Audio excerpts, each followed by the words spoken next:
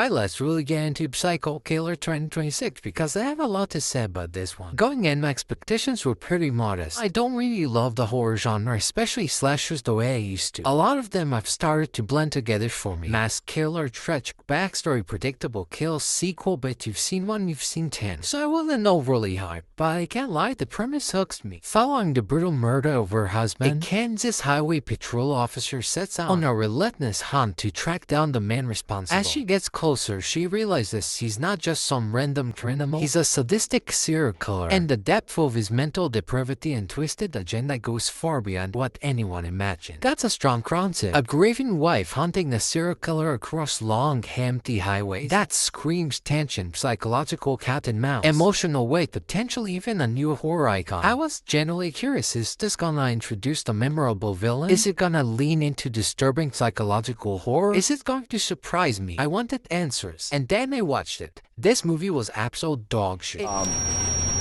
It's the biggest piece of That is one big pile of shit. It sucked. Everything the trailers and marketing were teasing, the sinister mystery, the psychological depth, the twisted agenda, none of it comes together in a satisfying way. The intrigue fizzles out, the tension barely builds, and the payoff weak. I did not enjoy my time with it at all. Let's be fair and start with the positives. The premise is really cool. Even though the execution fumbles it, the concept itself is strong. There's a version of this movie with sharper writing and a clearer vision that could have been intense, emotional, and generally disturbing. The foundation was there, it just never gets built properly. And finally, Georgina Campbell is generally good. She plays Jane Archer and she brings a grounded, sympathetic, committed performance to the role. You can feel her grief, you can feel the obsession slowly creeping in. She treats the material seriously, even when the script doesn't deserve that level of effort. She anchors the movie emotionally and gives it whatever weight it has. Without her, this would have been unwatchable. And that's where the positives end. Now for the negatives, and there are a lot.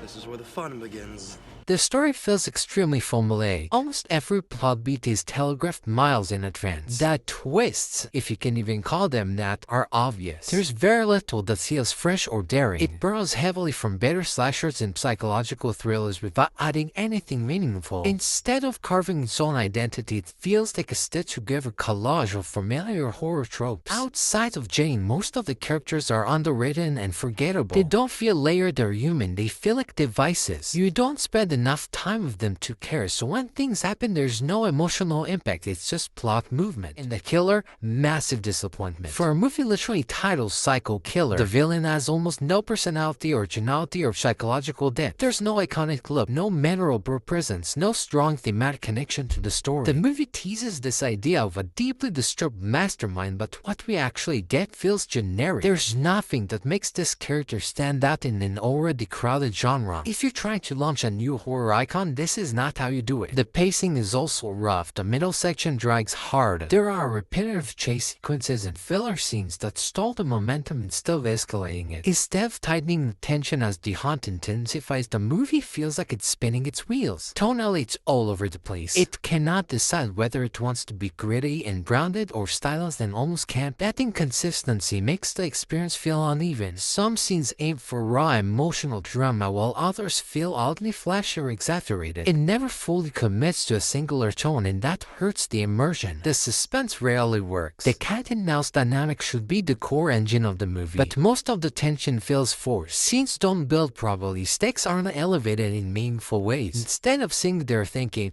what's gonna happen next? You're thinking, yeah, I know exactly what's about to happen. The dialogue doesn't help either. Some lines come off cliche or unnatural, which pulls you out of the experience. In a movie that's supposed to feel intense and psychological, weak dialogue is a killer, and not in a good way. The third act is especially frustrating. After all the build-up, the resolution feels rushed and emotionally flat. There's no powerful payoff, no gut punch, no sense of closure. Just kind of wraps out without leaving an impact. Even when certain visuals are striking, and to be fair, there are a handful of decently shot moments, they can compensate for the shallow narrative. The score is forgettable too. It rarely enhances the tension or creates a memorable atmosphere. In a thriller, music should amplify the suspense. Here it barely registers. Since the twists are predictable and the characters lack depth, there's also no rewatch value. Once you've seen it, there is nothing to revisit. No hidden layers, no clever structure, no thematic richness. Yep, Two positives, a mountain of negatives, and honestly, this is the kind of movie that earns that imbalance. So overall, I thought Psycho Killer was horrible. The more I sit with it, the more I dislike it. It twists a great premise, squanders a strong lead performance, and fails to deliver anything memorable in a genre that desperately needs innovation.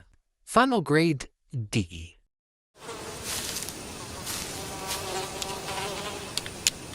That is one big pile of shit. So what did you guys think of Psycho Killer? Did it work for you? Did you actually enjoy it? I'm genuinely curious if I'm in the minority here. Let me know. Goodbye.